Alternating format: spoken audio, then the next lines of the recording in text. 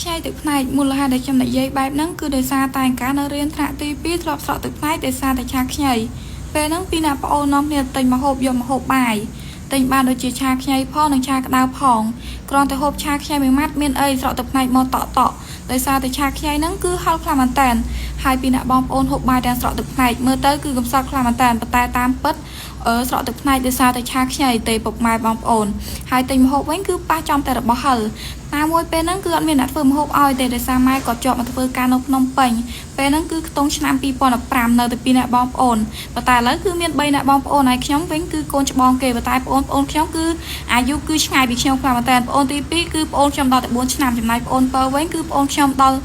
ទៅ10ឆ្នាំបើនិយាយរឿងទឹកផ្នែកវិញគឺខ្ញុំនឹកឃើញដល់ការនៅក្មេងៗគឺចូលចិត្តមើលទូរទស្សន៍ខ្លាំងមែនតើជាពិសេសគឺមើលរឿងចាក់ឌីអីចឹងណាហើយរឿងដែលខ្ញុំកំសត់ជាងគេនោះគឺរឿងចៅសតបជែកនៅត្រង់វគ្គដែលម្ដាយចៅសតបជែកត្រូវបានភោគសិទ្ធិបានឲ្យអ្នកបម្រើបាវព្រាវវាយរហូតដល់ស្លាប់ណាគឺអាណិតម្ដាយចៅសតបជែកខ្លាំងមែនតើហើយក៏អាណិតចៅសតបជែកដែរហើយរឿងមួយទៀតហ្នឹងគឺរឿងពលៈធនវង្សនៅត្រង់ដែលបតុងកែសរត្រូវបានពលៈធនវង្សឲ្យបច្ចេកឃាតយកទៅសម្លាប់ណាពុកម៉ែបងប្អូនត្រង់កន្លែងដែលគេ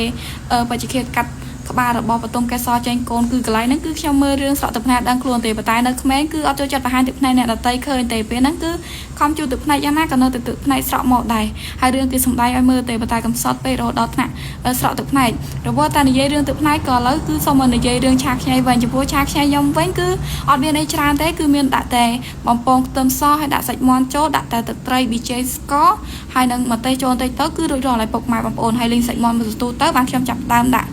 ខ្ញីចូលតាមក្រោយអញ្ចឹងណាហើយខ្ញីនេះវិញគឺខ្ញុំទិញអស់1000រៀលចំណែកសាច់មាន់វិញគឺទិញអស់3000ហើយខ្ញីនេះគឺរៀងល្អិតបន្តិចពេលដាក់ឆាទៅគឺចង់ញោមអស់ហើយអញ្ចឹងទៅគឺអត់ចង់ឃើញខ្ញីទេឃើញខ្ញីឡើងតិច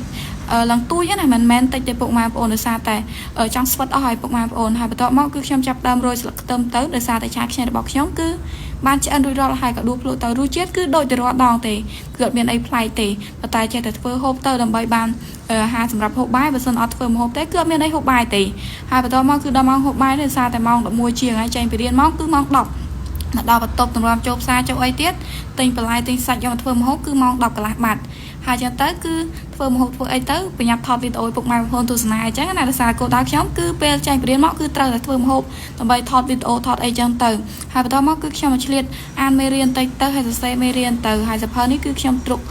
ទុកសម្រាប់សរសេរវិញ្ញាសាផ្សេងទៀតអីចឹងណាហើយវីដេអូខ្ញុំថ្ងៃហ្នឹងគឺមានតែប៉ុណ្្នឹងទេបើសិននិយាយខុសឆ្គងអីសូមពុកម៉ែបងប្អូនអធិស្ឋានផងដោយសារតែនិយាយទៅចេះតែ